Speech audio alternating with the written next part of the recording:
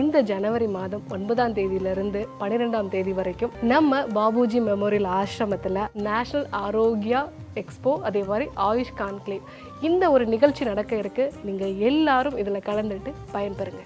வணக்கம் சவுக்கு மீடியா நேயர்களே. இன்று அரசியல் தமிழ்நாட்டில் நடந்த முக்கியமான அரசியல் மற்றும் சமூக நிகழ்வுகளை பற்றி விவாதிக்க இருக்கிறோம். வாருங்கள் சார். வணக்கம் சார். வணக்கம் மாலதி. வணக்கம் நிதேஷ். டாஸ்மாக் நிர்வாகம் ஒரு ரூல்ஸ் எடுத்துட்டு வந்திருக்காங்க சார். மதுபான பாட்டில் வாங்கிட்டு அந்த பாட்டிலை திருப்பி கொடுக்கும்போது, எம்டி பாட்டிலை திருப்பி கொடுக்கும்போது 10 ரூபாய் ரிட்டர்ன் பண்ணிடுறாங்களாம். ஆனால் இதுக்கு சென்னையில் அந்த டாஸ்மாக்ல வேலை பார்ப்பாங்கல்ல, அந்த ஊழியர்கள் ஸ்ட்ரைக் பண்ணியிருக்காங்க. நல்ல ஸ்கீம் மாதிரி தானே சார் இருக்கு. எதுக்கு சார் ஸ்ட்ரைக்லாம் பண்றாங்க? இது டாஸ்மாக் நிர்வாகமாக விரும்பி இதை செயல்படுத்தவில்லை. நீதிமன்றத்தின் உத்தரவின் அடிப்படையில் தான் இந்த திட்டம் செயல்படுத்தப்படுகிறது. சென்னையில் தான் கடைசியாக இது அமல்படுத்தப்படுகிறது. தமிழகத்தின் பிற மாவட்டங்கள், பல மாவட்டங்களில் இது ஏற்கனவே செயல்பாட்டுக்கு வந்துவிட்டது. இது முதலில் மலை பிரதேசங்களில், சுற்றுலா தலங்களில் தான் இது செயல்பாட்டுக்கு வந்தது. என்ன காரணம் என்றால், இயற்கை சூழலில் குடிக்கலான்னு சொல்லிட்டு நம்ம ஜெயபிரகாஷ் மாதிரி காட்டில் போய் உட்காந்து மரத்துக்கு பதில் குடிச்சிட்டு பாட்டில் உடச்சி போட்டு போயிடுறாங்க. அந்த யானைங்க, நடக்கிற யானைங்க காலில் குத்தி செப்டிகை செத்தே போயிடுது. அங்கே ஆரம்பித்து அதுக்கப்புறம் ஒரு கட்டத்தில் நீதிமன்றம் ஏங்க இது எல்லா இடத்துலையும் பண்ணுங்களேங்க அப்படின்னு சொல்லிட்டு ஆரம்பித்து இது சென்னை வரைக்கும் வந்துடுச்சு. இதில் ஊழியர்கள் தரப்பு கோரிக்கை என்னவென்றால், இப்போ நாங்கள் 10 ரூபா வாங்கிட்டு இருந்தோம், இப்போ 20 ரூபா வாங்கணும். பாட்டிலுக்கு 10 ரூபா வாங்குறதையும் கெடுத்து விட்டுருந்தீங்க. இந்த 10 ரூபாய் எக்ஸஸாக வாங்க முடியாத அளவுக்கு எல்லா சேல்ஸுமே கேஷ்லெஸ் சேல்ஸாக பண்ணுங்கன்னு சொல்லிவிட்டு டாஸ்மாக் நிர்வாகம் இன்சிஸ்ட் பண்ணிடுச்சு. கேஷ்னால் எப்படியும் 10 ரூபா வாங்கிடுறாங்க. சில்லறை இல்லைன்னா நான் தரேன் சில்லறைன்னு கொடுக்குறாங்க. சில்லறை இவ்வளோ சில்லறையை வாங்கி வச்சுக்கிட்டு பண்ணுறாங்க. ஸோ எல்லாம் கார்டு, ஜிபே இதில் பண்ணுங்கப்பா அப்படின்னு சொல்லிட்டாங்க. இவங்க என்ன பண்ணிட்டாங்க, இந்த எலைட்டில் எல்லாம் கேஷ் இல்லைன்னா இது மிஷின் வேலை செய்யலை, ஸ்கேனர் வேலை செய்யலை. 2 நாளைக்கு முன்னாடியோ 3 நாளைக்கு முன்னாடியோ ஒரு இந்த நியூ இயரை ஒட்டி தான் இதில் டைம்ஸ் ஆஃப் இண்டியாவில் தான் வந்துச்சுன்னு நினைக்கிறேன். ஒருத்தனை அல்லையும் விட்ருக்காங்க. கேட்டே வைக்கிற சார், எதுவுமே வேலை செய்யலை சார், கார்டு வேலை செய்யலை, ஜிபே வேலை செய்யலை சார்ட்டாங்க. நான் போய் ஏடிஎம்மில் பணத்தை வித்ட்ரா பண்ணிவிட்டு வந்து காசை கொடுத்து தாங்க வாங்கினேன், 20 ரூபா எக்ஸ்ட்ரா கொடுத்தேன் அப்படின்ட்டு சொல்லியிருக்கிறார். ஸோ இந்த சிக்கல் இருக்குது. இப்போது அஃபிஷியலாக அவங்க 10 ரூபா சார்ஜ் பண்ணலாம். இந்த பாட்டில் பைபேக் ஸ்கீமுக்கு அஃபிஷியலாக 10 ரூபா சார்ஜ் பண்ணலாம். எம்ப்ளாயி சொல்கிறது என்னன்னு கேட்டிங்கன்னா, இது எங்களுக்கு கூடுதல் இல்லை சரியா, இன்னொன்று பாட்டில் வாங்கி நாங்கள் எங்கே எடுக்கிறது, நாங்களே 10க்கு 10 கடையில் வந்து வேலை செஞ்சுருக்கோம், இல்லை பாட்டில் வேறு வாங்கி நாங்கள் எங்கே எடுக்கிறது. சில இடங்களில் தான் பார், பெரும்பாலான இடத்துல டாஸ்மாக் பார் அட்டாச்சு பக்கத்தில் ஏதாவது ஒரு ஒரு குட்டி காவாயாவது வச்சுருப்பாங்க, இதான் பாருன்னு. சில இடங்களில் அது கூட இருக்காது. வெளியூரில் மஃபசல்ஸ்லாம் போனீங்கன்னா, இந்த விவசாய நிலம் தரிசாக கிடக்குது இல்லை, விதைக்க முடியாமல், விவசாயம் பண்ண முடியாமல் அந்த வாரிசுகள்லாம் எங்கேயாவது போயிருப்பாங்க. அந்த நிலத்துக்காரன் என்ன பண்ணுவாங்கன்னா, அதுக்கு நடுவில் ஒரு டாஸ்மாக், வயலுக்கு நடுவில் இருக்கும் டாஸ்மாக். அங்கே சுற்றி பார்த்தோன்னா பிளாஸ்டிக் கிளாஸாக கிடக்கும். பார்த்துருக்கியாப்பா, பிளாஸ்டிக் கிளாஸ் பாட்டிலாக கிடக்கும். அங்கே பாரே இல்லை, அங்கே பாருக்கான அவசியமும் இல்லை. வயல் இப்போ பக்கத்தில் கொஞ்சம் ஜாலியாக குடிக்கலாம், அதுக்கு இதுக்கு பாரு. அங்கே சைக்கிளில் தள்ளிட்டு வந்து சுண்டல் இதெல்லாம் வைப்பாங்க. அங்கே பாட்டில் எங்கே வைப்பான் எம்ப்ளாயி. ஸோ இது போல் நடைமுறை சிக்கல் இருக்கிறது. ஸோ இதுக்கு டாஸ்மாக் நிர்வாகம் ஏதாவது எங்களுக்கு ஒன்று அவங்க கேட்குறது ஒன்றே தான், எங்களுக்கு கொஞ்சம் அடிஷனல் மேன் பவர் கொடுங்கன்னு கேட்குறாங்க இந்த பாட்டில் வாங்கி வைக்கிறது. டாஸ்மாக் நிர்வாகம் என்ன சொல்லுது, அதான் பக்கத்தில் ஒருத்தன் பார் வச்சுன்னு இருக்கான்ல, அவனை வாங்கி வைக்க சொல்லு. அவன் வாங்கி வச்சுன்னு இருந்தான் இவ்வளோ நாள், இப்போ வாங்க மாட்டேங்கிறான். ஏன்னா இவ்வளோ நாள் இந்த பாட்டில்களை பூரா அந்த பார் நடத்துகிறவனுக்கு சொந்தம், உழுதவனுக்கே நிலம் சொந்தன்ற மாதிரி ஊற்றி கொடுக்குறவனுக்கே பாட்டில் சொந்தம் என்ற ஒரு திட்டத்தை செயல்படுத்தி வந்தார்கள். இப்போது அவன் நியாயம் வைக்கணுன்றான். இது டாஸ்மாக் நிர்வாகம் செய்கிற வேலைன்னா கடையோடு நிறுத்திக்க, இது பாரு குடிக்கிற இடம். இப்படி நடைமுறை சிக்கல்கள், ஏராளமான சிக்கல்கள் இருக்குது. இப்போ என்னென்னா, எம்ப்ளாயிஸ்க்கு கூடுதல் பிரச்சனை என்னென்னா, நாங்கள் 100 பாட்டில் விற்றா 100 பாட்டிலுக்கும் நாங்கள் திருப்பி கொடுக்கணும், அது கணக்கு வைக்கணும். மாதம் அதை டிஸ்போஸ் பண்ணி அந்த காசை நாங்கள் கரெக்டாக கட்டணும். எங்களுக்கு கூடுதல் பணிச்சுமை. நான் ஏற்கனவே பல முறை சொல்லியிருக்கேன், 12,000 ரூபா 15,000 ரூபா தான் சம்பளம் வாங்குறாங்க. 12,000 ரூபாய்க்கு இன்றைக்கி ஒருத்தன் குடும்பம் நடத்த முடியுமா? 2 பிள்ளைங்களை விடு, ஒரு மனைவியோடு இருக்க முடியுமா 12,000 வாங்கிட்டு? அதனால தான் இவங்க அந்த 10 ரூபா வாங்குறாங்க. அதை நம்பி தான் வர்றான். 12,000 ரூபா சம்பளத்துக்கு நீங்கள் இந்த சாதாரண வேலைக்கு கூட இன்றைக்கி குறைஞ்சது 20,000 வாங்குறாங்க பெரும்பாலும் இல்லையா? 12,000 சம்பளத்துக்கு ஒரு ஃபேமிலி மேன் எப்படி வேலை பார்க்க முடியும்? இந்த 10 ரூபாய் வாங்கி எல்லோரும் பங்கு போட்டுக்கிறாங்க, தான் உண்மை.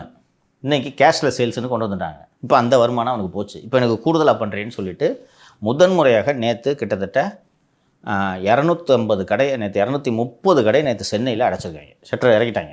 நார்மலாக ஸ்ட்ரைக்கே பண்ண மாட்டாங்க, ஏன்னா 10 ரூபா போச்சு இல்லை, நேற்று இறக்கிட்டாங்க.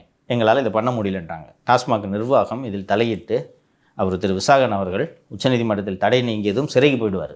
அதுக்கு முன்னாடி இதை கொஞ்சம் சரி பண்ணி கொடுக்க சொல்கிறேன். அவர் தான்மா கீ விட்னஸ்ஸு. பராசக்தி வருது இல்லை, பராசக்தியில் அவரும் ஒரு மறைமுக தயாரிப்பாளர் நம்ம விசாகன். அதனால் ஜெயிலுக்கு போகிறதுக்கு முன்னாடி இந்த எம்ப்ளாயிஸ்க்கு ஏதாவது செஞ்சுட்டு போகணுன்ட்டு அந்த ஊழியர்கள் சார்பாக கோரிக்கையாக நான் இதை வைக்கிறேன். இது ப்ராக்டிக்கல் டிஃபிகல்ட்டி, நீங்கள் தெரிஞ்சுக்கணும். பாவமாக இருக்கவங்கள பார்த்தா 10 ரூபா வாங்குறோம் 10 ரூபா வாங்குறோன்னு எல்லாரும் விமர்சனம் பண்ணுறோம். 12,000 ரூபா சம்பளத்துக்கு நீ வேலை பார்ப்பியா, 10 மணி நேரம் வேலை பார்ப்பியா நின்றுக்கிட்டே?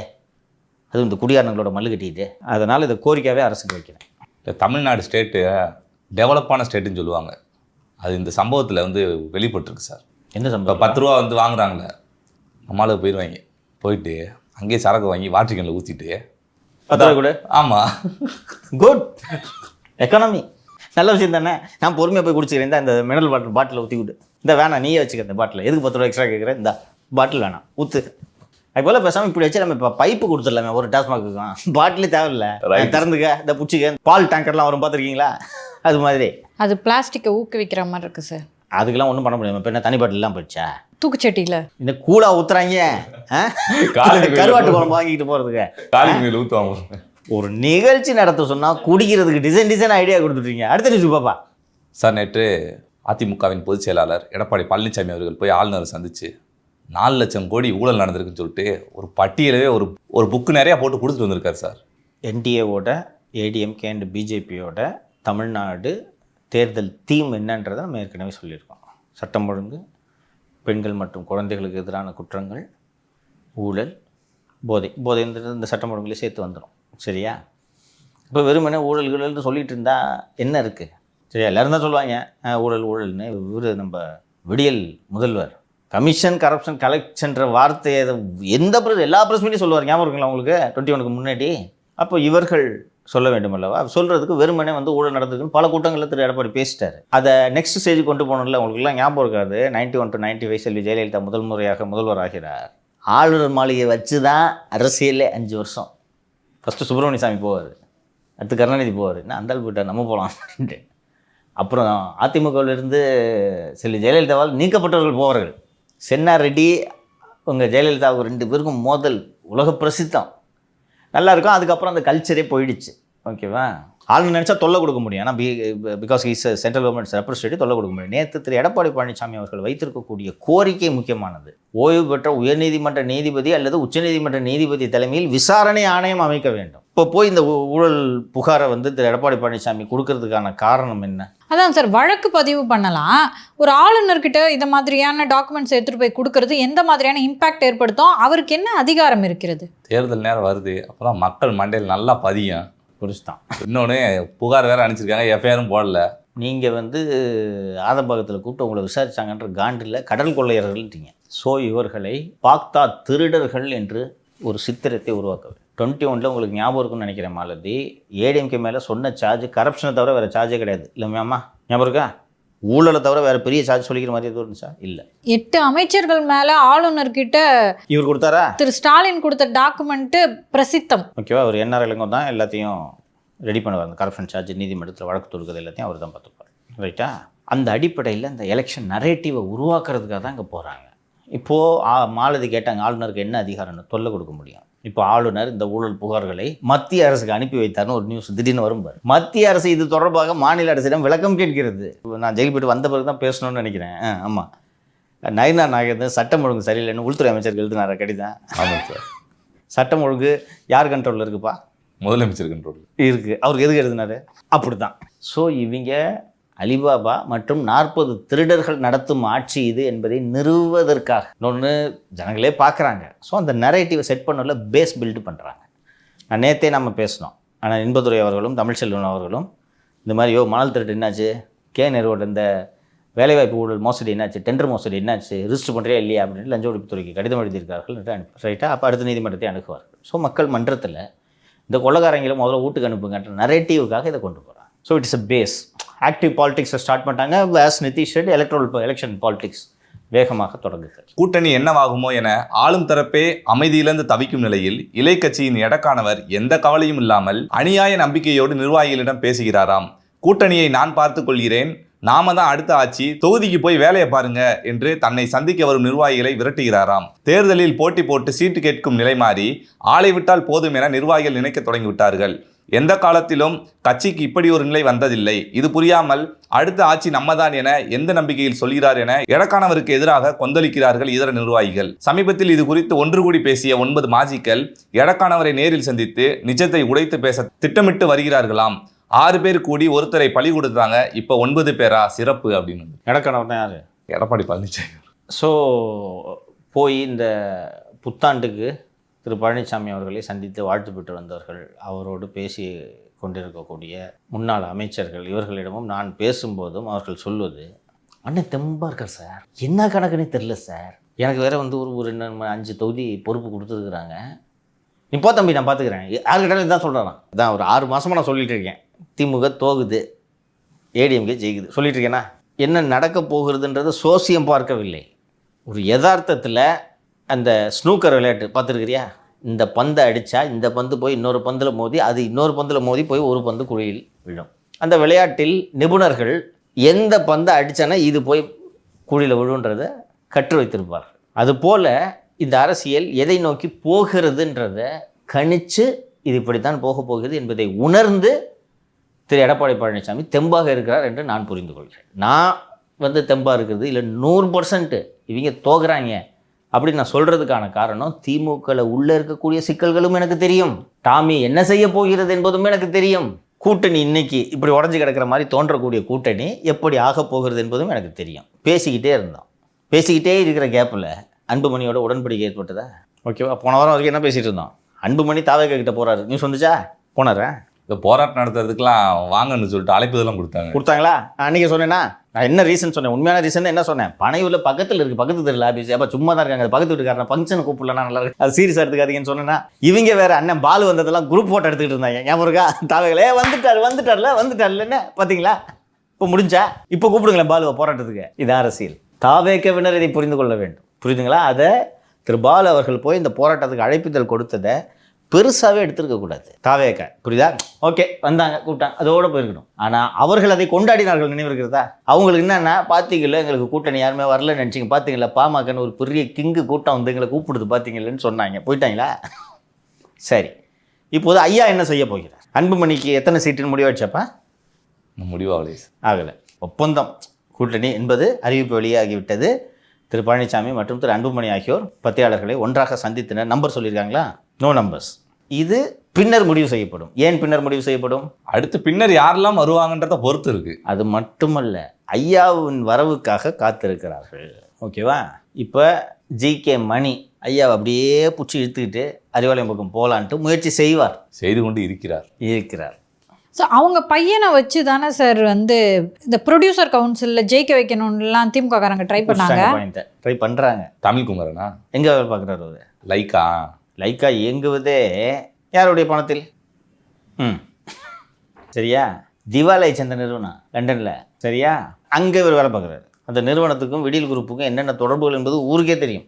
அவருடைய தந்தை தான் ஜிகே மணி, அவர் தான் ஐயாவோடு இருக்கிறார். ஐயா நிச்சயமாக இந்த அணிக்கு வருவார் என்று நான் எதிர்பார்க்கிறேன், நம்புகிறேன். நான் ரொம்ப சுமூகமாக இது முடிய வேண்டும் என்று ரொம்ப எதிர்பார்த்தேன். பட் ஐயா கடும் கோபத்தில் இருப்பார். இந்த டெவலப்மெண்ட்டை ஐயா எதிர்பார்த்திருக்க மாட்டார். பிஜேபி மற்றும் அதிமுக தலைவர்கள் ஐயாவோடும் பேசிக்கொண்டிருந்தனர் என்பது நாம் பலமுறை பதிவு செய்திருக்கிறோம்.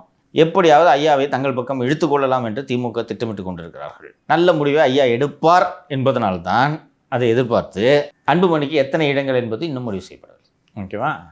ஸோ இப்போது நேற்று அமித்ஷா மேஜிக்னு ஒன்று போட்டோமா? அண்ணன் என்ன பேசுனாரு? நம்ம அண்ணன் டிடிவி என்ன மக்களின் நலனுக்காக. இப்போ அன்புமணி, ஓபிஎஸ், டிடிவி எல்லாம் சேர்ந்து தாவாக்கு போக போகிறாங்க அப்படின்ட்டு திமுக விட்டதை பார்த்து யோசிச்சுக்கிட்டு இருந்துச்சு. கரெக்டாக? அவள் தான் எடப்பாடி. புரிஞ்சா? இப்போது தெரியுதா டெவலப்மெண்ட்? தெரியுதா? நீங்கள் கூட கூட்டணி பொழந்துக்கிட்டு கிடக்கு, இந்த ஆள் பாட்டுக்கு என்னமோ ஜெயிச்சிட்டு இவர் இஷ்டத்துக்கு சொல்லிகிட்டு இருக்காருன்னு நினச்சிங்க நீங்கள். ஒன்று நடக்குதா? சரி, இப்போ பண்ணிடுறேன், போய்ட்டு வர தாவாக்கு. அவர் பற்றி வேற இன்னொரு செய்தி வேறு வந்திருக்கு. சொல்லப்பா. அது என்ன, நான் படிச்சிடுறேன். படிப்பா. சமீபத்தில் பணிவானவர் தனிப்பட்ட வகையில் ஒரு பிரைவேட் பன்னீரை பற்றி நியூஸ் வந்திருக்குன்னு. இதில் என்ன பன்னீர் எங்கே இருக்குது பேர்? பணிவானவர். அது பன்னீர் தானே, எப்படி சொல்கிறேனே? அவர் தான் ரொம்ப பணிவானவர். யார் என்ன பண்ணாலும் மறுபடியும் வந்துவார். அரசியல் ஞானி இல்லை சார். கரெக்டு. ரொம்ப முதிர்ந்தவர்கள் வந்து பணிவாக தான் இருப்பாங்க. கரெக்டு. மேலே சொல்லு. சமீபத்தில் பணிவானவர் தனிப்பட்ட வகையில் ஒரு பிரைவேட் டீமை வைத்து சர்வே ஒன்றை நடத்தினாராம். திமுகவில் சேருவதா, திமுகவுடன் கூட்டணி வைப்பதா, விஜய் கட்சியில் சேருவதா, விஜய் கட்சியுடன் கூட்டணி வைப்பதா என 4 விதமான கேள்விகளை ஆயிரக்கணக்கான பொதுமக்களிடம் அந்த சர்வே முன்வைத்ததாம். விஜய் கட்சியுடன் கூட்டணி வைக்கலாம் என பெரும்பான்மை கருத்து கணிப்பு சொல்ல, பணிவானவர் பக்கம் இருந்த டெல்டா மாவட்ட ட்ரீட்மெண்ட் புள்ளிக்கும் நிறுத்து. யார் அது? ட்ரீட்மெண்ட் வைத்தியலிங்கம்னு நினைக்கிறேன். வைத்தியலிங்கம் சார். ட்ரீட்மெண்ட் மலைக்கோட்டை மாஜிக்கும் இதில் உடன்பாடு இல்லையாம். இந்த நிலையில் 10க்கும் மேற்பட்ட நிர்வாகிகளுடன் வருகிறேன் என்று அண்மையில் ஆளும் தரப்புக்கு ட்ரீட்மெண்ட் புள்ளி செய்தி அனுப்பியிருக்கிறாராம். உளவு தரப்பிடம் இது குறித்து ஆளும் தரப்பு அறிக்கை கேட்க ட்ரீட்மெண்ட் புள்ளி கட்சிக்கு வந்தால் கூடுதல் தெம்புதான் என்று பதில் வந்ததாம். சீட் மற்றும் பசை கணக்குகள் உடன்பாட்டுக்கு வந்தால் சீக்கிரமே ஐக்கியம் இருக்கும் என்கிறார்கள். சம்ம என்னன்னா ஐயா பன்னீர் அரசியல் ஞானி அவர்கள் சர்வே எல்லாம் எடுத்து திமுக கிட்ட போகலாமா, தம்பி விஜயோட போகலாமா அப்படின்லாம் திட்டமிட்டு இருக்காங்க அப்படின்னாங்க. அது ஓகே, இந்த நியூஸ் நான் மறுக்கலை. வைத்தியலிங்கமும் திமுக பக்கம் போகலன்னு தான் சொல்லிட்டு இருக்காருன்னு சொல்கிறாங்க. சிம்பிளான ஒரு கேல்குலேஷன் சொல்கிறேன். வைத்தியலிங்கம் திமுக கிட்ட போக மாட்டார், பிஜேபி கூட தான் இருப்பார். எப்படி சார் சொல்றீங்க? டாமி அவர் மேலே எஃப்ஐஆர் இருக்கா? இருக்குல்ல, லஞ்ச ஒழிப்புத்துறையில் ஒரு எஃப்ஐஆர் போட்டாங்க. அந்த எஃப்ஐஆர் அவங்க தவிர்க்கவே முடியாது. அமெரிக்காவில் இருக்கக்கூடிய ஒரு மென்பொருள் நிறுவனம் நாங்கள் இந்தியாவில் கம்பெனி தொடங்குறதுக்கு ஐடி பார்க்கு கட்டுறதுக்கு லஞ்சம் கொடுத்தோன்னா அந்த கோர்ட்டில் ஃபைல் பண்ணி அது ஊடகங்களை வெளியாகி அதை பேஸ் பண்ணி லஞ்ச ஒழிப்புத்துறையில் நல்லா போடுவாங்க எஃப்ஐஆர் போட்டு அதை பேஸ் பண்ணி அமலாக்கத்துறை வந்து எல்லா ப்ராப்பர்ட்டியும் அட்டாச் பண்ணிச்சு. இப்போ யார் காப்பாற்ற முடியும்? ட்ரீட்மெண்ட் புள்ளியே ட்ரீட்மெண்ட் அமித்ஷா மட்டும் தான் சார் கொடுக்க முடியும். முடிஞ்சிச்சு. எப்படி போவார்? முடிஞ்சா டாமியை வச்சு எலெக்ஷனை முடிச்சுடுவாங்க பாவீங்க. என்னென்னா திருடாத அரசியல்வாதி யாரியா? ஸோ அவர் போக மாட்டார். இப்போ பண்ணியிருக்க ஆப்ஷன் இருக்கா? அன்புமணி வந்துட்டார், டிடிவி வந்துட்டார், இப்போ பண்ணியிருக்கு என்ன ஆப்ஷனு? போகிறா தவிர்க்க கூட. செங்கோட்டையை விட்டதை பார்த்து அவர் பாட்டு கனவு கண்டுட்டு இருக்கார். இன்னும் சிலர் வர இருக்கிறார்கள். அவர் ஆசை சொல்லுங்கிறாரு. அதிமுக மூத்த நிர்வாகிகள்லாம் வரப்போகிறாங்க. இப்போ போவாங்க, நான் இல்லைன்னு சொல்ல. இப்போது ஏடிஎம்கேலே சீட்டு கிடைக்காதவங்களாம் அங்கே போவான். புத்திசாலி வந்து சரி நம்ம ஆட்சி வருது ஏதோ 4 காசு சம்பாதிக்கலான்ட்டு இருப்பான் அமைதியாக. முறுக்கிக்கிட்டு இந்த லோக்கல் பாலிடிக்ஸில் முறுக்கிட்டு போகிறவங்க இப்போவும் போவாங்க. பட் பெரிய அளவு பலன் தராது. 2-3 நாட்களுக்கு முன்பு கூட தாவைக்காலில் பெரிய ஆட்கள்லாம் இணையும் நிகழ்ச்சின்னு சொல்லிட்டு ஒரு நிகழ்ச்சி நடந்துச்சு பார்த்தீங்களா? அதில் வந்து எல்லாருக்கும் நம்ம அண்ணன் ஜெகதீஷ் பாண்டியன் வர போய் எங்கே இணைஞ்சிருக்காங்க, பார்த்துருப்பீங்க. இப்போ நிறைய பேர் அங்கே சேர்ந்தாங்க. என்ன impact? In what way it will help Vijay in becoming the chief minister? நியூஸில் வரும் வேணா ஒரு நாள் நியூஸு. அவங்கள யாராவது ஒருத்தர் தெரிஞ்ச பேர் சொல்லு, ஜாயின் பண்ணுவீங்களா? ஒன்றதான்ப்பா தெரியாது சார். அவ்வளோதான். ஓபிஎஸ் டீம்லேருந்து சேர்ந்தாங்க, அவ்வளோதான். அதே இவர் நம்ம ஜேசிடி பிரபாகர், அதை தவிர சொல்லிக்கிற மாதிரி பேர் ஒன்றும் இல்லை. சேர்ந்துட்டு அவங்க பாட்டுக்கு இருப்பாங்க. செங்கோட்டையனுக்கு மட்டும் எப்போ வந்தாலும் ஒரு 40 மைக்கு போடுறாங்கன்னு சந்தோஷம். அப்போ வந்து நான் எதற்காக இதை சொல்கிறேன் என்று சொன்னால் அப்படின்ட்டு அவர் பாட்டு அதை பேசினுக்கிறாரு. இவ்வளோ மைக்கு அவர் வாழ்க்கையில் பார்த்ததே கிடையாது. அதனால் அவர் எடுத்த முடிவு கரெக்டான முடிவு. அவர் எடுத்த முடிவு கரெக்டுப்பா. நான் திரும்பி சொல்கிறேன்னே, 80 தாண்டிட்டார் தம்பி, மதிச்சிருப்பாங்களா? பட் சார், எப்பவுமே எலெக்ஷனை பொறுத்த வரைக்கும் வெற்றின்றது ரொம்ப முக்கியம். அது அவருக்கும் தெரியும். ஸோ அவருடைய மகிழ்ச்சி அப்படிங்கிறது ரொம்ப குறுகிய காலம். No Malathi, you have to இன்னொரு கோணத்தில் நீங்கள் சிந்திக்கணும். பகைச்சிக்கிட்டார் எடப்பாடியை. என்ன உள்ளூரில் நிர்வாகிகளுக்கு கூட போட முடியல அவரால். சரியா? பஞ்சாயத்து அதில் தானே ஆரம்பிக்குது. உள்ளூர் நிர்வாகியை இவர் சொன்ன நிர்வாகியை எடுத்துட்டு வேறு யாரோ ஒருத்தர் எடப்பாடி போட்டுட்டாருன்றதுனால தான் பிரச்சனை ஸ்டார்ட் ஆகுது. அதில் தான் அம்மா படம் இல்லை, இவர் படம் இல்லை, எம்ஜிஆர் படம் இல்லைன்னுலாம் உருட்டினார் இவர். அதுலேருந்து ஸ்டார்ட் ஆகி அது கணிஞ்சிக்கிட்டே இருந்துச்சு. நிச்சயமாக எம்எல்ஏ கொடுத்துருப்பாங்க, அதில் சந்தேகம் வேண்டாம். ரைட்டா? எடப்பாடியை கூட இருக்க மூத்த தலைவர்கள் கன்வின்ஸ் பண்ணாங்க, பாவனை அதெல்லாம் கொடுக்காம தான் நல்லா இருக்காதுண்ணே அப்படின்னு சொல்லிட்டு. அப்புறம் ஒரு விருப்பம் இருக்கோ இல்லையோ, சரி போய் தொலை, கோபியில் மட்டும் நின்றுக்க, அதோடு நின்றுக்க அப்படின்பார். வந்து அமைச்சரவையில் இடம் கிடைக்கலான்னு அவருக்கு எவ்வளோ பெரிய அசிங்கம், புரியுதா? இப்போவே எடப்பாடி இப்போ ஒன்றும் இல்லை, சிம்பிள்மா. ஒரு ஏடிஎம்கேல ஒருத்தரை வந்து இப்போது ஒரு மாவட்ட செயலர் பதவியிலேருந்து தூக்குறாங்கன்னு வச்சுக்கோமே. தூக்கிட்டு அவருக்கு பதிலுக்கு வேறு ஏதாவது ஒரு எம்ஜிஆர், அனைத்து உலக எம்ஜிஆர் மன்றம்லாம் ஏதாவது ஒன்று கொடுப்பாங்க ஒரு பதவி. ஏதோ காரணத்துக்காக கட்சி பதவி அவர்கிட்ட தலைமை பறிச்சிருச்சு அப்படின்னு தெரிஞ்சால் மற்ற கட்சிக்காரங்க போய் பழகுவாங்களே அவர்கிட்ட. ஸோ அது ஏடிஎம்கே கல்ச்சர். அது அம்மா அந்த ஆள் மேலே கோபமாக இருக்குன்னு சொன்னால் கல்யாண சாவுக்கு கூட போக மாட்டாங்க. இது எதுக்கு எங்கே போய் தலையை காமிச்சவனாவது போட்டாவுக்கிட்ட போட்டு போகிறான்ட்டு. ஒரு அண்ணன் ஜெயக்குமார் எல்லாம் ஒரு முறை வந்து அவரோட பிறந்த நாள் விழாவுக்கு வருங்கால முதல்வர்னு ஒரு பேனர் வச்சு விட்டாங்க. கூட்டு போய் கொடுத்துட்டாங்க. ஓஹோ, இந்த ஆசைலாம் வேறு இருக்கா, ரைட்டு முடியா பார்த்துக்கலான்னு சொல்லிட்டு மறுநாளே சபாநாயகர் போஸ்ட்லேருந்து தூக்கிட்டாங்க, மாவட்ட செயலர் போஸ்ட்டை தூக்கிட்டாங்க. அப்புறமா விசாரித்து இந்த ஆர்வ கோளரில் அங்கே இருக்கிற அரண்மனைக்கு 2-3 பேர் சேர்ந்து இப்படி ஒரு பேனரை வச்சு வேலையை பார்த்து விட்டாங்க. அவருக்கு இந்த ஆசைலாம் இல்லை அப்படின்லாம் தெரிஞ்ச உடனே தான் ஒரு பையன் டாக்டர் ஏடிஎம்கேல இந்த வாரிசுகளுக்கு சீட்டு கொடுக்க வழக்கமே கிடையாது. அது அப்போ தான் அவங்க பையன் ஒரு ஜெயவர்த்தனை கூப்பிட்டு என்னப்பா பண்ணுறோன்னா இந்த மாதிரி மெடிசின் முடிச்சுக்கணும் நெல் அப்படின்னு எம்பி ஆக்குனது. ஜெயலலிதா இருக்கும்போது அதிகம் நடக்கும், ஓகேவா? அப்படி இருக்கும்போது இவருக்கு ஃப்யூச்சர் இல்லை. இன்னொன்று, is there a guarantee that he'll get a seat? சொன்னால் கேட்டுக்குவாருன்னு வச்சுக்கோங்க. ஒரு தங்கமணி, வேலுமணி, நத்தம் எல்லாம் சொல்லி எனக்கு கொடுங்கண்ணே அப்படின்னு சொன்னால் கேட்டுக்குவாங்க.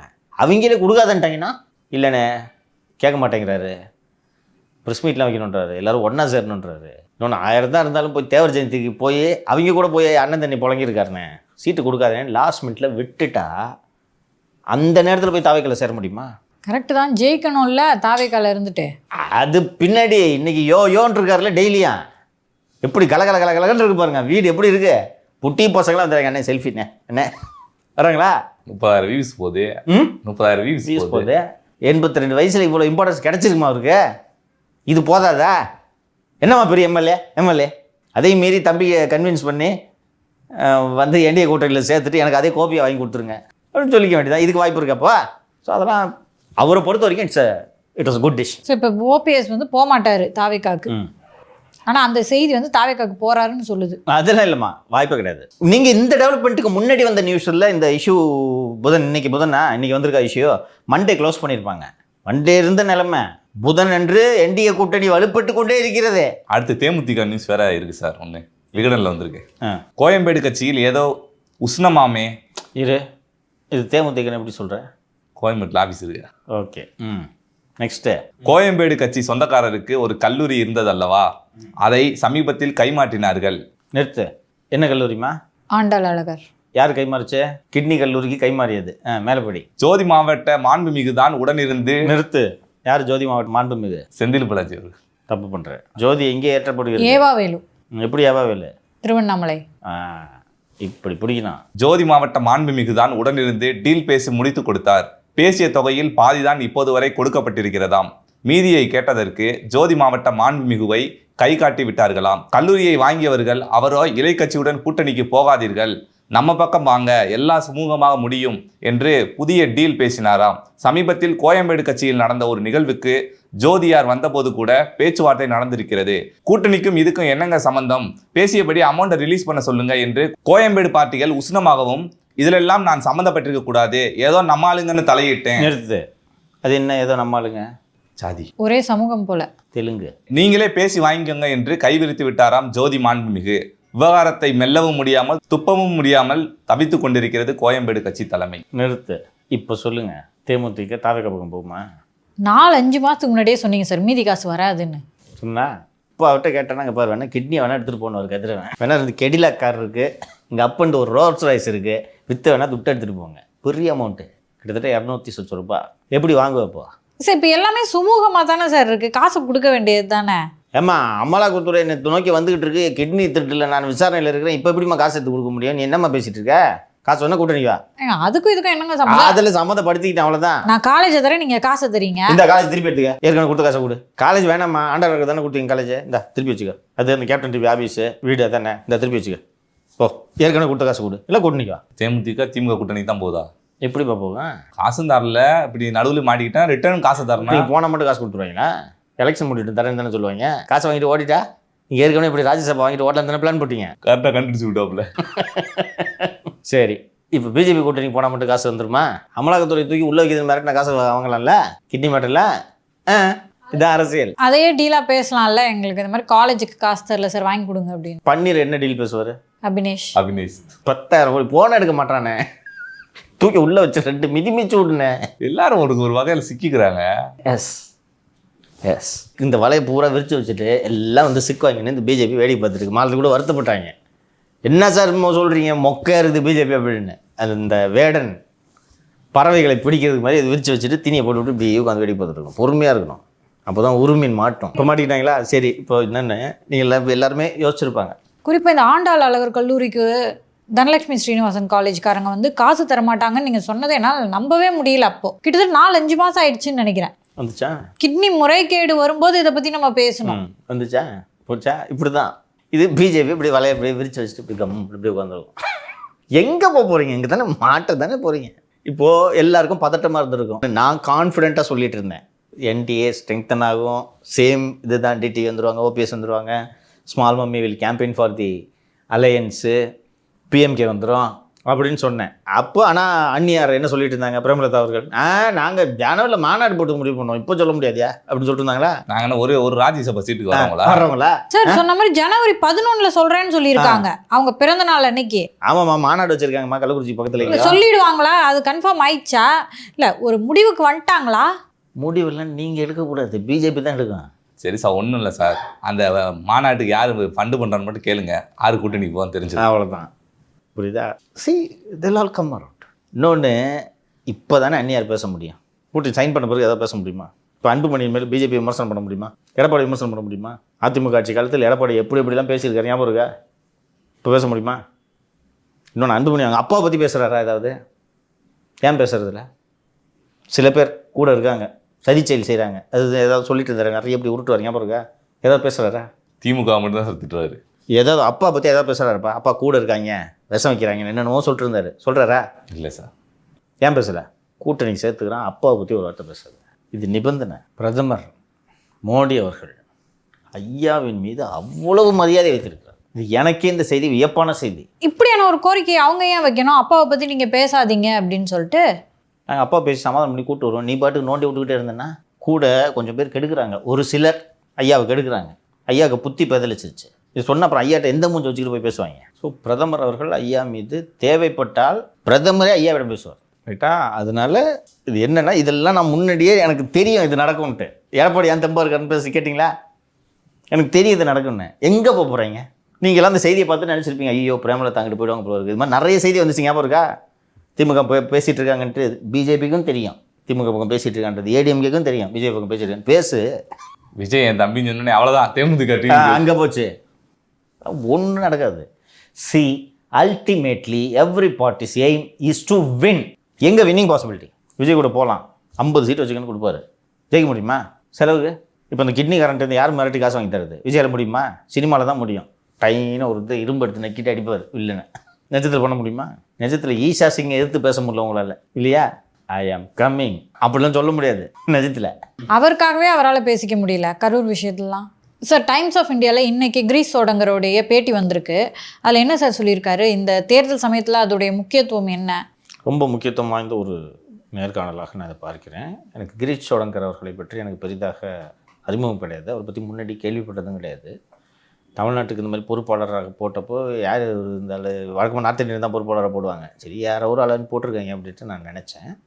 முதலில் இவர் திரும்பி பார்க்க எப்போது வைத்தார் என்றால், நம்ம வீட்டில் சாக்கடையில் ஊற்றுனப்போ இவர் கண்டனம் தெரிவிச்சிருந்தார். ஒரு ஈனத்தனமான செயல்னு. அந்த ஈனத்தனமான செயலை பண்ணாமல் பக்கத்தில் தான் உட்காந்துருக்கான்றது அவருக்கு தெரிஞ்சு தான் அதை பண்ணியிருக்காரு என்று நான் அப்போது புரிந்து கொண்டேன். ஏன்னா அவர் கண்டிக்கணுன்ற அவசியம் என்ன? விஷயம் தெரிஞ்சு நம்மளால தான் பண்ணியிருக்கான்னு தெரிஞ்சு அவனுக்கு அந்த தவில்காரன் காதில் உரைக்கிற மாதிரி பண்ணுன்றதை தான் பண்ணியிருந்தார். இன்றைக்கி இன்னொன்று ப்ரெஸ்ஸை ஹேண்டில் பண்ணும்போதுலாம் ரொம்ப அழகாக ஹேண்டில் பண்ணார், இங்கிலீஷில் தான் ஹேண்டில் பண்ணுறாரு. இன்றைக்கி டைம்ஸ் ஆஃப் இந்தியா இன்டர்வியூ பார்த்தோன்னே அவர் மீது எனக்கு ஒரு மிகப்பெரிய மரியாதை வந்துடுச்சு. தமிழ்நாடு அரசியல், காங்கிரஸ் அரசியல் அவ்வளோ அழகாக புரிஞ்சு வச்சுருக்காரு. ஒரு சில கேள்விகளை மட்டும் நான் படிக்கிறேன்.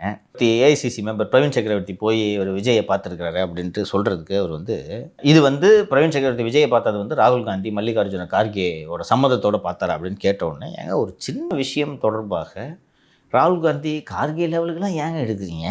பிரவீன் சக்கரவர்த்தி அங்கே போய் விஜய் கூட ஒரு படம் கையெழுத்து போடுறதுக்காக கூட போயிருக்கலாம், ஒரு தோசை கிசு தின்றதுக்காக கூட ஒரு வீட்டுக்கு போயிருக்கலாம். ஏங்க ஒரு 2 பேர் சந்திக்கவே கூடாதான்னு உருட்டுறாரு, அழகாக உருட்டுறாரு, சரியா? அப்புறம் சில பேர் தாவேக்க கூட போகணுன்னு உங்கள் கட்சியிலேயே நிறைய பேர் குரல் கொடுக்குறார்களே அப்படின்னு சொல்கிறதுக்கு, நிறைய பேர் எங்கள் கட்சியில் தாவேக்க கூட போகலான்ட்டு குரல் கொடுப்பது உண்மைதான். ஆனால் திமுக எங்களோட ஓல்டஸ்ட் ஆலை, பல வருடங்களாக நாங்கள் அவர்களோடு இருக்கிறோம். நான் ஒரு முடிவை எடுத்துட்டேன் அல்லது எடுக்க போகிறேன் அப்படின்றதுக்காக எனக்கு பிடிச்சதை பேசுங்கன்ட்டு எல்லாரையும் என்னால் கட்டாயப்படுத்த முடியாது. ஒரு பொறுப்பாளர்ன்ற முறையில் எல்லாரும் பேசுறதையும் காது கொடுத்து கேட்க வேண்டிய இடத்துல நான் இருக்கிறேன். ஸோ எல்லா வாய்ஸையும் நான் லிசன் பண்ணணும் அப்படின்றாரு. நீங்கள் அதிக சீட்டு வாங்கணுன்றதுக்காக தான் அதிகாரத்தில் பங்குன்னு திமுகவை நீங்கள் மிரட்டல் விடுறீங்க அப்படின்னு சொல்லிட்டு உங்கள் மீது விமர்சனம் இருக்குது, அதுக்காக தான் இதை பண்ணுறீங்களா அப்படின்னு கேட்கும்போது, ஒரு கிட்டத்தட்ட 58 வருஷமாக காங்கிரஸ் அதிகாரம் இல்லாமல் இருக்குது, எந்த கட்சியாவது அதிகாரத்தில் பங்கு என்பதை வேண்டாம் என்று சொல்லுமா? அதிகாரத்தில் பங்கு வேணும்னு ஒவ்வொரு காங்கிரஸ் தொண்டனும் எதிர்பார்ப்பதும் நினைப்பதும் இயல்பான ஒன்று தானே அப்படின்றாரு. 38 சீட்டு வேணும்னு கேட்டிங்களாமே அப்படின்னோடனே, தமிழகத்தில் இருக்கக்கூடிய ஒவ்வொரு மாவட்டங்களையும் கணக்கில் எடுத்து ஒவ்வொரு மாவட்டத்துக்கும் ஒரு சீட் என்ற அடிப்படையில் நாங்கள் கேட்டிருக்கிறோம். கடந்த காலங்களில் 41 சீட்லாம் நாங்கள் போட்டிகிட்ருக்கோம். எக்ஸாக்ட் நம்பர் உங்களுக்கு விரைவில் நான் சொல்கிறேன். இப்போ ஒருவேளை அதிகாரத்தில் பங்கு தர மாட்டேன்னு சொன்னால் திமுக கூட்டணி விட்டு வெளில போயிடுவீங்களா அப்படின்னு கேட்குறதுக்கு, இங்கே பாருங்கள், இது எங்களோட ஒரு நியாயமான எதிர்பார்ப்பு. எங்களுக்கு உரிய மரியாதை தர வேண்டும் என்று தான் நாங்கள் எதிர்பார்க்கிறோம். எங்களுக்கு உரிய மரியாதை கிடைக்கும். எல்லாரும் ஒரு திறந்த மனதோடு இந்த விஷயத்தை அணுகணும், ஓகேவா? கூட்டணி விட்டு போகணும்னு சொல்ல போகலன்னு சொல்ல, புரியுது அந்த பதில்? சைஸாக சொல்லிட்டார். அதே நேரம் ஓவரால் பேட்டியை பார்த்தோன்னா திமுக விட்டு போகிற ஐடியா அவங்களுக்கு இல்லைன்றதை தெளிவுபடுத்தினாங்க. உங்களுக்கு யார் மெயின் எதிரி அப்படின்னு கேட்ட உடனே எங்களோட மெயின் எதிரி ஆர்எஸ்எஸ் மற்றும் பிஜேபி தான் அப்படின்னு சொன்ன உடனே தாவேக உங்களுக்கு எதிரியா? அடுத்த கொஸ்டின் நீ தெரிஞ்சுக்கணும். இது இந்த பேட்டி கேள்விகள் எப்படி கேட்க வேண்டும்ன்றதுக்கான ஒரு நல்ல ஜெயமேனன்னு சீனியர் பொலிட்டிக்கல் எடிட்டர் தான் கேட்டிருக்காங்க. அது சொல்கிற பதில் என்ன அடுத்த கேள்வி எடுக்கணும். புரியுதா? உங்களுக்கு யார் மெயின் எதிரின்னு கேட்டோன்னா ஆர்எஸ்எஸ் பிஜேபி எங்களுக்கு மெயின் எதிரி. அப்போ தாவேக எதிரியா அப்படின்னு கேட்குறதுக்கு சொல்கிறாரு. ஆமாம், தாவேக கூட நாங்கள் சண்டை போட்டு தான் ஆகணும். இது பொலிட்டிக்கல் பேட்டில். அப்புறம் அவர் சொல்கிறது தான் எனக்கே புரியல. ஃபஸ்ட்டு தாவேக போட்டிட்டு தான் பாருங்கள். தாவேக்காவாக போட்டியிடுகிறதா என்று பாருங்கள். ஏங்க இப்படி சொல்கிறீங்க அப்படின்னு கேட்டால் தாவேக்காகவா போட்டியிடுமா என்பது ஒரு சந்தேகம் அப்படின்ட்டு வைக்கிறாரு. எனக்கு இது உள்ளபடியே இல்லை சார், அவர் என்ன மீன் பண்ண வர்றாருன்னா தாவேக்கா என்டிஏ கூட்டணியில் கூட போகலாம், ஏன் தனிச்சு போட்டியிடக்கூடாது? I think he's right. நம்ம ஏற்கனவே சொல்லியிருந்தோம் சார், விஜய் வந்து காங்கிரஸ் கிட்ட ஸ்ட்ரிக்டாக சொல்லிட்டாரு, ஒருவேளை காங்கிரஸ் எங்களோட வந்து கூட்டணி வைக்கலன்னா எங்களுக்கு என்டிஏ போகிறத தவிர வேறு வழி இல்லை, எங்களை வந்து வருத்தப்படாதீங்க அப்படின்ற மாதிரி. தம்பி கரெக்டாக சொல்லிட்டான். இந்த விஜய் தெரிவித்த இந்த செய்தி நம்ம கூட வந்து காங்கிரஸிடம் ஸ்ட்ரிக்டாக சொல்லிய விஜய்னு நம்ம டிஸ்கிரிப்ஷன் வச்சுருந்தோம்னு நினைக்கிறேன். அது நிச்சயமாக கிரீஷ் தொடங்கிறது தெரிஞ்சிருக்கும் தானே, தமிழக பொறுப்பாளர் என்ற முறையில் அதை தான் மீன் பண்ணுறாரு. தாவேக்காவை போட்டினா அப்போ தனியாக போட்டிட்டா தான் தாவேக்காவாக.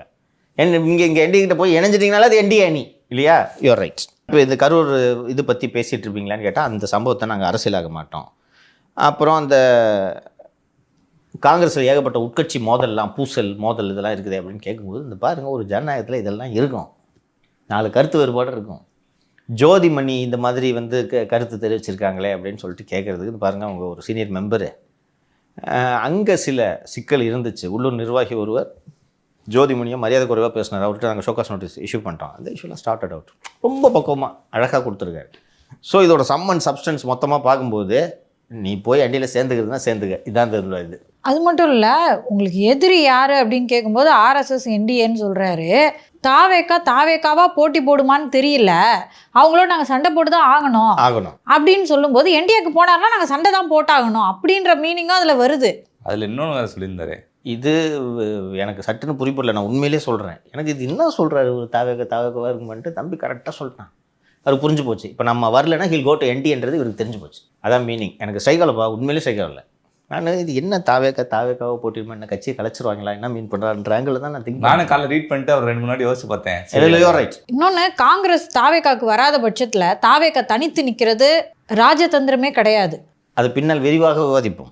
அதில் இன்னொன்று வேறு சொல்லியிருந்தாங்களே சார், எங்களுக்கு அதிமுக எதிரி கிடையாது, என்டி அலையன்ஸில் இருக்கனால வந்து நாங்கள் தேர்தலுக்காண்டி ரொம்ப எதிர்க்கிறோம். இது காங்கிரஸ், இதை நம்ம அஃபிஷியலாக அத்தாரிட்டேட்டிவாக எடுத்துக்கலாம். தமிழக காங்கிரஸ் தொடர்பாக எந்த முடிவுகளை எடுப்பதாக இருந்தாலும் திரு கிரீஷ் சோடங்கர் அவர்களின் சம்மதமோ அவருடைய முடிவோ அவருடைய ஆலோசனைகளோ இல்லாமல் காங்கிரஸ் தலைமையை எடுக்க போதில்லை. அதுக்காக தான் இவரை போட்டிருக்காங்க. இன்றைக்கி கிளாரிஃபை பண்ணிட்டேன். So in which direction Congress is going to go அப்படின்றது நான் தொடக்கத்துலேருந்து சொல்லிட்டு இருந்தேன். அவ்வளோ எளிதாக காங்கிரஸ் உடைக்காதுன்றதை நான் சொல்லிட்டு இருந்தேன்.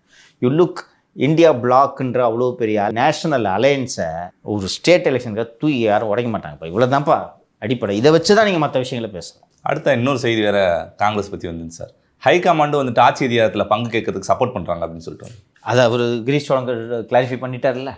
யாருக்கு அதிகாரம் வேண்டான்னு தோணும் இல்லையா? நம்ம வந்து இப்போ இந்த UPA 1 and 2 வந்து திமுக ஆட்சி அதிகாரத்தில் பங்கெடுத்து எவ்வளோ திருடி தின்றதுன்றதெல்லாம் நம்ம விரிவாக பேசியிருக்கோம். பதில் அவங்க கேட்பாங்க, இல்லை நீ எவ்வளோ சம்பாதிச்சு திருடினேன், குத்தா என்ன குறைஞ்சா போயிடுவேன், மொத்தத்தையும் தூக்கி ஜோதி அமைச்சர்கிட்டே கொடுக்குறீங்க, கரூர் அமைச்சர்கிட்ட கொடுக்குறீங்க.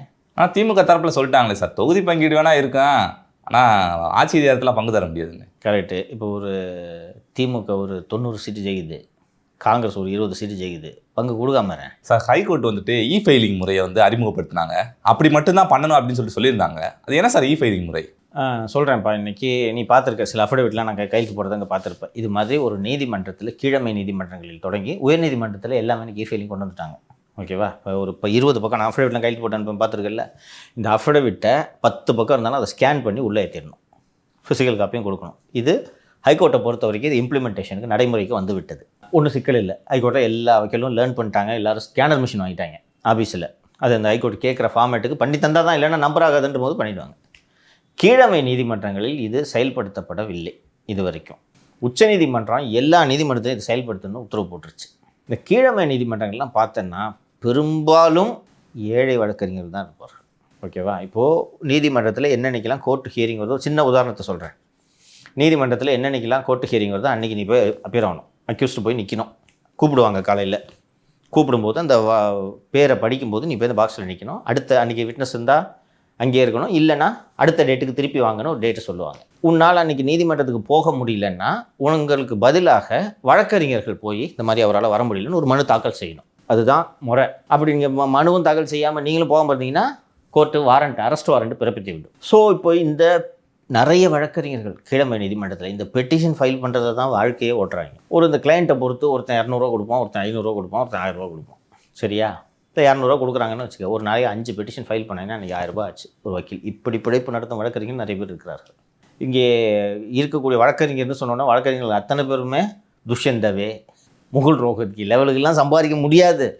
புரியுதா? ஏன்னா மொழி வேணும். நிறைய வழக்கறிஞர்களுக்கு கீழமை. இன்னொன்று, ஒடுக்கப்பட்ட விளிம்பு நிலை சமூகங்களிலிருந்து தான் வழக்கறிஞர் தொழிலை தேடி வருகிறார்கள். அவர்களுக்கு இந்த போதுமான ஆங்கில அறிவு இல்லாத காரணத்தால், சரியான முறையில் அவங்களுக்கு கைடன்ஸ் இல்லாததுனால பெரிய அளவில் இங்கிலீஷில் ஆர்கியூ பண்ண முடியாது. கீழமை நீதிமன்றத்தில் நீ முழுசாக தமிழில் ஆர்கியூ பண்ணலாம். அம்மா 20 நாளாக ஜெயிலில் இருக்கிறான், இந்த வழக்கில் எவிடன்ஸே இல்லை கொடுங்க அப்படின்ட்டு நீ ஆர்கியூ பண்ணலாம். அதனால் இவங்க இங்கே தேங்கிடுவாங்க. இவங்களில் பெரும்பாலானவருக்கு ஆஃபீஸே கிடையாது. நீ வக்கீல் ஆஃபீஸுக்கெலாம் ஹைகோர்ட்டில் போயிருக்கியா இல்லையான்னு தெரியல, பெரும்பாலும் அந்த தம்புச்செட்டி ஸ்ட்ரீட்டு, ஆர்மினியன் ஸ்ட்ரீட்டு, இது திருப்பூரா வக்கீல் ஆஃபீஸ் தான் இருக்கும். இந்த கீழமை கோர்ட்லலாம் பார்த்தோன்னா ஆஃபீஸே இருக்காது.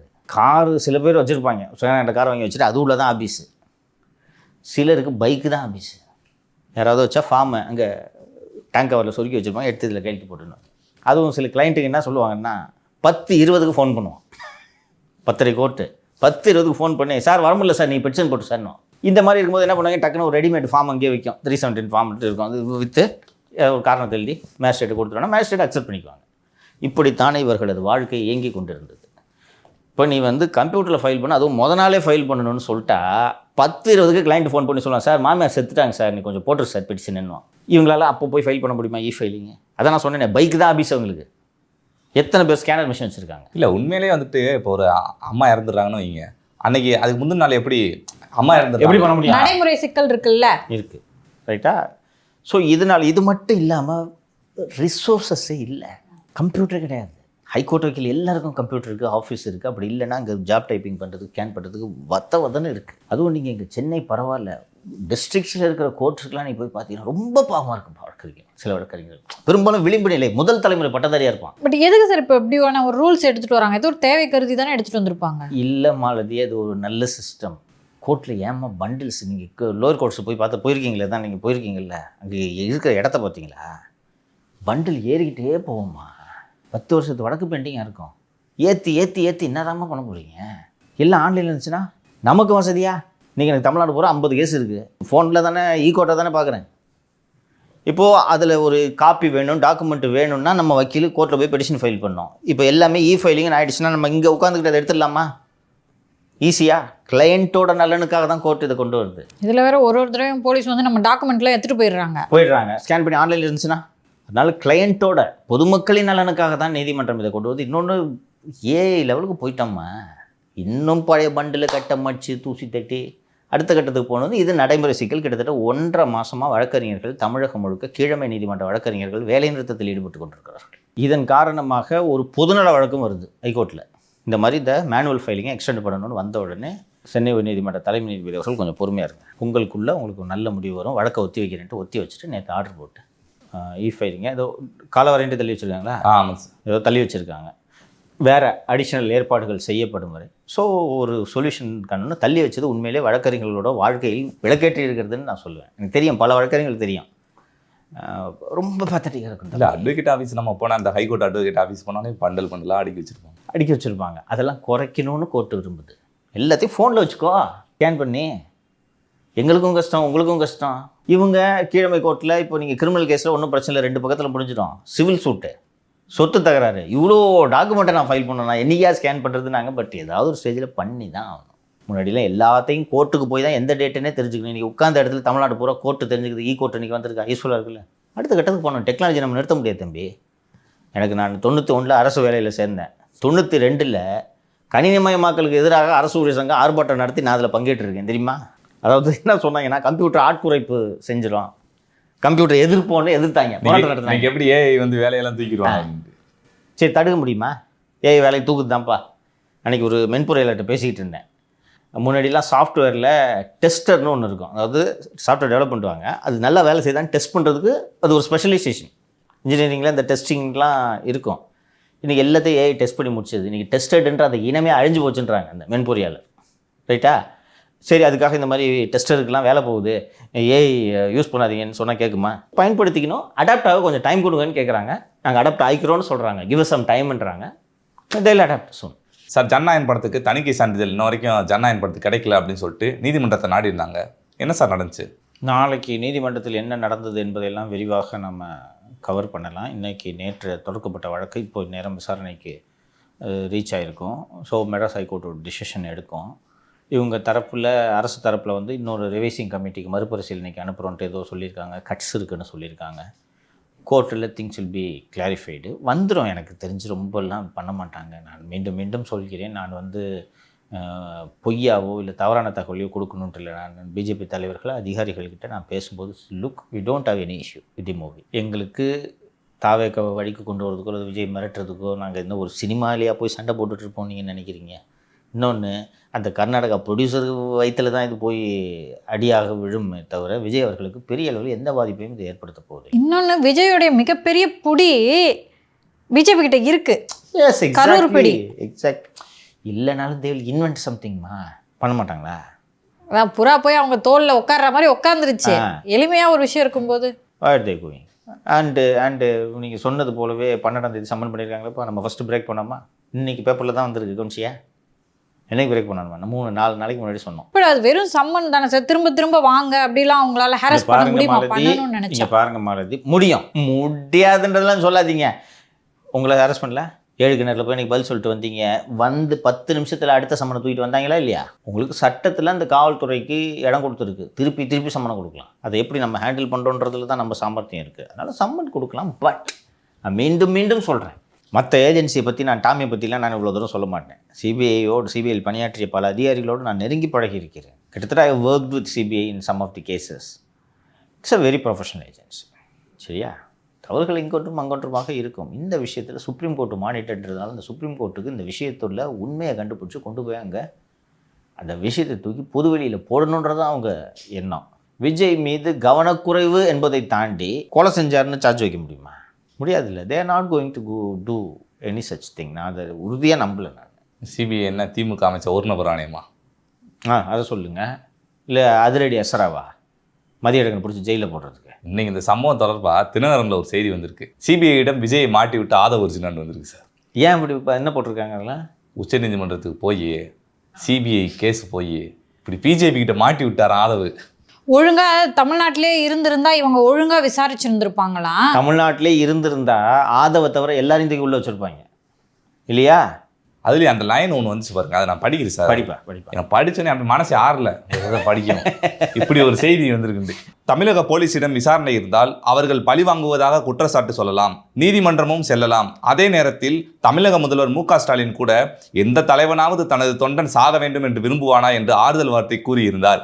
இதனால் அவரும் விசாரணையை விஜயை நோக்கி செல்லாமல் பார்த்து கொள்வார். ஆனால் சிபிஐ அப்படி இல்லை. கட்டுப்பாடற்ற முறையில் விசாரணை இருக்கும். ஏற்கனவே கூட்டணியில் இருக்கும் அன்புமணி, டிடிவி தினகரன் ஆகியோர் மீதும் சிபிஐ விசாரணை உள்ளது. சரி, அதாவது அப்பா தாயுள்ளத்தோடு நடந்து பாராம். எப்படி நடந்து பாருந்த அப்பான்றது தான் பார்த்தோமே நம்ம. மதியழகன் எதுக்கு கைது பண்ணீங்க சொல்லுங்கள்? புஷி எதுக்கு தேடினீங்க? நிர்மல் எதுக்கு தேடினீங்க சொல்லுங்கள்? அவங்க கட்சியோட கூட்டத்தில், அவங்க தலைவரோட கூட்டத்தில் 40 பேர் சாப்பிட்டு டே கொண்டுட்டு ஜாலியாக வெடி பார்க்கல நினச்சாங்கண்ணா அவங்க. மதியழகன் எனக்கு மீண்டும் அந்த மதியழகனோட கைது எனக்கு அவ்வளோ மனசு வருத்தப்படுத்துது. இந்த அரெஸ்ட் பண்ணாமல் அழகாக விசாரிச்சாங்களே சிபிஐ, இது மாதிரி விசாரிச்சிருக்கலாம்ல. இந்த அதிரடி அஸ்ரா தானே கஸ்டடி கேட்டார். கோர்ட்டு சொன்ன சண்டேவே போயிட்டாங்க அதிரடி அஸ்ராக்கர் குழு. இங்கே நீதிமன்றத்துக்கு போய் ரிலீஃப் கேட்டுக்கலாமா? எதுக்கு அந்த விடுமுறை கால அமர்வில் போய் தலைமை பண்பே இல்லை இப்படி ஆடுறாங்களான்னு பார்த்தீங்களா? இன்னொன்று, ஆதவோட ப்ரேயரே வந்து சிபிஐ கிடையாது, ஸ்பெஷல் இன்வெஸ்டிகேஷன் செல்லு. அது விக்டிம்ஸோட ப்ரேயர். விக்டிம் ப்ரேயர் தான் சிபிஐ. இன்னொன்று, நீங்கள் என்ன ப்ரேயர்னாலும் கேளுங்க, கோர்ட் எடுத்த முடிவு தானே இது. ஆதவர்ஜுன் அவர்கள் கேட்டது எஸ்ஐடி சுப்ரீம் கோர்ட்டு வந்து மானிட்டர் பண்ணணும்னு சொல்லிட்டு. நான் என்ன சொல்கிறேன், ஹைப்போதெட்டிக்கலாக சொல்கிறேன், விஜய் தான் குற்றவாளின்னு வைங்க, விட முடியுமா? விடக்கூடிய விஷயமாமா? அப்படி இருக்கும்போது குற்றவாளி யாரோ அவங்கள ஃபிக்ஸ் பண்ணி தானே ஆகணும். இது என்ன வாதம் இது? இது தினகரனில் பிட்டு சுரேஷ் ஆதவ பிடிக்கல போல இருக்கு, அதனால ஒரு இஷ்டத்துக்கு எழுதுறது. அதான் அந்த பேப்பரை பற்றி சொல்லியிருக்கேன்ல, அது படிக்கிறப்பே தெரிஞ்சு எல்லாம் உருட்டுன்னு. இன்னும் 2 பேர் மேலே குற்றச்சாட்டு வைக்கப்படுது சார். தமிழக காவல்துறை சரியாக ப்ரொசீஜரை ஃபாலோ பண்ணல அப்படின்னு சொல்லிட்டு. நம்ம நடிப்பா திலகம் கண்டிஷன் ஸ்டார் சொல்கிறாரு, தாவேக்கா தான் கண்டிஷனை ஃபாலோ பண்ணல அப்படின்னு சொல்லிட்டு. 2 பேரில் யாரை தாயுள்ளத்துடன் அணுகுவார் திரு ஸ்டாலின்? சிபிஐ ஜோஸ் தங்கையாவெல்லாம் பிடிச்சி ஒழுக்க வேண்டிய இடத்துல ஒதுக்கிடும், புரியுதா? எடுத்து ஃபோனுக்குன்னு சிடிஆர் ஐபிடிஆர் எல்லாத்தையும் எடுத்து பார்த்துட்டு யார் யார்கிட்ட ஃபோன் வருதுன்னு பார்த்தா தெரிஞ்சிடும். ஒன்றும் பெரிய கஷ்டம் கிடையாது. ஆமாம், ஒரு முதலமைச்சர் பெரிய தாயில் கொண்ட ஒரு தூக்கி உள்ள வைங்கன்னு சொன்னவர் தானே உங்களை. இது இப்பப்பா அதுதான் சார், கொலையாளி விஜய்னு ஊரெல்லாம் போஸ்டர் அடிக்கும் போது எக்ஸாக்ட்லி கொலையாளி விஜய் வெளியே மாட்டாது அப்படின்னு சொல்லிட்டு வீட்டுக்கு வெளியில போராட்டம் நடத்தினாங்க. தமிழ்நாடு முழுக்க போஸ்ட் அடிச்சு ஓட்டப்பட்டுச்சு. அவங்க மேல என்ன நடவடிக்கை எடுத்தாங்க? போராட்டம் நடத்த விட்டு சுற்றி நின்று காவல்துறை பாதுகாப்பு கொடுத்துச்சு. விஜயஸ் விசாரணை கூப்பிட்டு என்ன பாடுபடுத்திருப்பாங்க தெரியுமா? நம்மள எப்படி படுத்துறாங்க? அதுவும் சார் சில ஜேர்னலிஸ்ட்டுங்க சொல்றாங்க, இதே ஜெயலலிதாவா இருந்தா வீட்டுக்கு வர கேப்ல விஜயை கைது பண்ணியிருப்பாங்க, ஏன் திரு ஸ்டாலின் கைது பண்ணலன்னா ரொம்ப புஷ் பண்ணி அதிமுக சைடு தள்ளி விட்டுற வேணான்னு நினைக்கிறாங்க அப்படின்னு சொல்லிட்டு. அப்போ தேர்தலுக்கு பக்கத்தில் இருந்தது அப்படின்றதுனால அவர் ரொம்ப ஹேரஸ் பண்ணப்படலை, அப்படி தான் நான் புரிஞ்சுக்கிறேன். இதே அப்போ தான் ஆட்சிக்கு வந்திருக்கீங்கன்னா நீங்கள் அவர் சும்மா விட்டுருப்பீங்களா? தாயுள்ளம்மா வெங்காயம். திருமதி கனிமொழி இங்கே தமிழகத்துக்கு வராங்க, ரீஜனல் பாலிடிக்ஸ்க்கு வராங்க அப்படின்னு நம்ம சொல்லியிருந்தோம். ஏதோ பட்டி தொகுதியில் எம்எல்ஏவா போட்டியிட போகிறாருலாம் சொல்லியிருந்தாங்க. அதோட அப்டேட் ஏதாவது தொகுதியே சொல்கிறேன் நான். திருச்செந்தூர் ஏற்கனவே கேஎன்ஆர் அந்த கன்ஸ்ட்ரக்ஷனில் ஜோசியம் சொன்னீங்க, பழிச்சிச்சு. இந்த ஜோசியம் பழிக்குதானு திருச்செந்தூர். அதான் அவங்களுடைய ஆசை அப்படின்றது தான் நம்ம பார்த்தோம். தலைமையும் அதுக்கு வந்து ஒப்புதல் அளிச்சிட்டாங்களா? எப்படி அளிப்பாங்க? எப்படி அளிப்பாங்க? அளிக்காமல் எப்படி திருச்செந்தூர் அப்படின்றீங்க? இல்லை எப்படி போட்டியிட முடியும்னு கேட்குறேன். இவங்க எல்லாம் தூக்கி உள்ளே வச்சுட்டா பிறந்தநாள் வாழ்த்து சொல்லும் போதே உங்களுக்கு புரிய வேணாமா? உதயநிதிக்கு இப்போ தானே இப்போ முடிஞ்சு பிறந்தநாள் சொன்னாரா? ஆமாம். மு க ஸ்டாலின் சொன்னாரா? விஜய்க்கு முடிஞ்சது. விஜய்க்கு சொன்னாரா? எதுக்கு சொல்கிறாரு? திமுக இந்த தேர்தலில் தோற்க வேண்டும், தோற்ற பிறகு கட்சிக்கு கனிமொழி தலைவராக வேண்டும். இது ஜியின் விருப்பம். They don't have any issues with DMK if Kanimozhi is president. Kanimozhi president ஆகிட்டாங்கன்னா அழகாக கனிமொழி கூட கூட்டணி வச்சுக்கிட்டு சந்தோஷமாக நடத்துறது. எடப்பாடி தேவையில்லைன்றுவாங்க. சரி, ஒருவேளை ஜெயிச்சிட்டா? யாரு சார்? திமுக ஜெயிச்சிட்டா தப்பி தவறி கூட நடக்காது. பய விஷ்கர் ஒரு மிராக்கிள். அன்னி வேண்டுற அந்த பல சாமியில் ஒரு சாமி பவர்ஃபுல்லாகி ஜெயிக்க வச்சது. ஜெயிச்சிட்டா நம்ம பரிதாபங்கள் சேனல் ஆரம்பிச்சிட வேண்டியதுதான். அது இருக்கட்டும், நம்ம கதையை விடுங்க. அதெல்லாம் ஆரம்பிக்க மாட்டோம், அதெல்லாம் பேசுவோம். இது கட்சியை உடச்சிருவாங்க. ஜெயிச்சிட்டா Kanimozhi CM, Udhay deputy CM, இல்லைன்னா உதய் ஜெயிலுக்கு போகிறார். இதை பிஜேபி நினச்சா செய்ய முடியுமா? முடியாது. அது மட்டும் சொல்லுங்கள். எப்படி சார் அதிகாரம் வந்துட்டதுக்கு அப்புறம் அவங்க பவர்ஃபுல்லாக ஆயிடுவாங்கல்ல? அதிகாரம் வந்துட்டதுக்கு பிறகு உதயநிதி முதலமைச்சராக இருக்கும்போது தூக்கி ஜெயிலில் வச்சா? இப்போ வேற ஒரு மசோதா வேற வச்சிருக்காங்க. என்ன மசோதா? அந்த முதலமைச்சர்லாம் குற்ற வழக்கு எதனா இருந்தால் உள்ள தூக்கி அப்படி இல்லைனாலும் உதயநிதிக்காக புதிய மசோதா உருவாக்கப்படும். அதை விடு. பராசக்தி படம் எடுத்ததுக்காக தூக்கி உள்ள வைக்கிறாங்க. என்ன பண்ணுவேன்? விசாகன் அப்ரூவர் ஆகிவிட்டார். முடியுமா? முடியாதா? பாசிபிள்.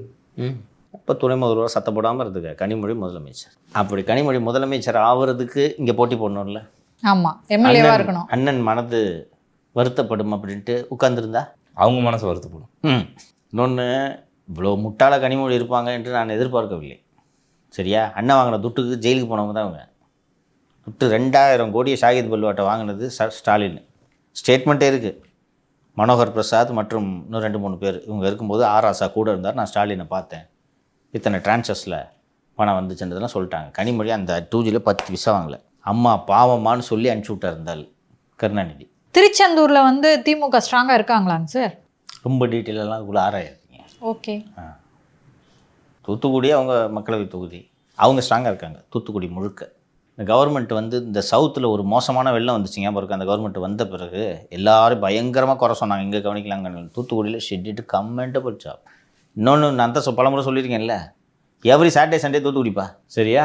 இன்னொன்று, விவரம் தெரியாமலாம் திருச்செந்தூரை தேர்ந்தெடுப்பாங்க.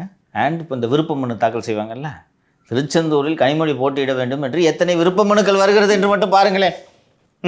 மீதி பிறகு பேசிக்கொள்வோம். நீங்கள் சொல்கிறத பார்த்தா பிஜேபி காரங்களே போய் விருப்ப மனு கொடுப்பாங்க போல இருக்கு. கொடுப்போம்ல. அதை மீறி இல்லை போட்டியிடக்கூடாது அப்படின்னு தலைமை முடிவெடுக்குது. திமுக தலைமை புள்ள ஜெயிலுக்கு போகிறார், பரவாயில்லையா? அதை உள்ள வை குமார் அப்படின்ற மாதிரி சும்மா வெளியே எடுத்துடுறீங்களே சார். அப்படிதான் இருப்பேன். புரியுதா? This is how BJP operates. நல்லா கவனிச்சு பாருங்க. எதுக்கு அமித்ஷா கனிமொழி திமுக எப்படிப்பட்ட கட்சி? முந்தின நாள் கூட எப்படி கேவலமாக திட்டிட்டு போனார் இந்த கூட்டத்தில். புதுக்கோட்டை கூட்டம் தானேப்பா. இந்த வம்சத்தை ஒழுங்கினீங்க. அவர் சொன்னாரா கனிமொழி எந்த வம்சம்? they have been seeing her in parliament for more than 12 years. அங்க போனா எதுவும் தொல்லை இருக்காதுன்னு நினைச்சு அங்க அனுப்பி விட்டா பெரிய தொல்லையாயிடுச்சு போல இருக்கு. எது எப்படி மாறுன்னு சொல்ல முடியாதுங்க. அரசியலில் இதெல்லாம் கணிச்சு நீங்கள் வேலை செய்யணும். இங்கே பாட்டுக்கு டெல்லிக்கு அனுப்பி இந்த மாதிரி டெல்லியில் அப்படி டெவலப் பண்ணிட்டா ரிஸ்க். நீங்கள் வாமா, நீங்கள் ஒரு அமைச்சரை வச்சுக்குமா, இந்தாம்மா சமூக நலத்துறை வச்சுக்குமா, கீதா ஜீவன் ஏப்பா கொடுப்பா போ அப்படின்னு பண்ணியிருக்கணும்.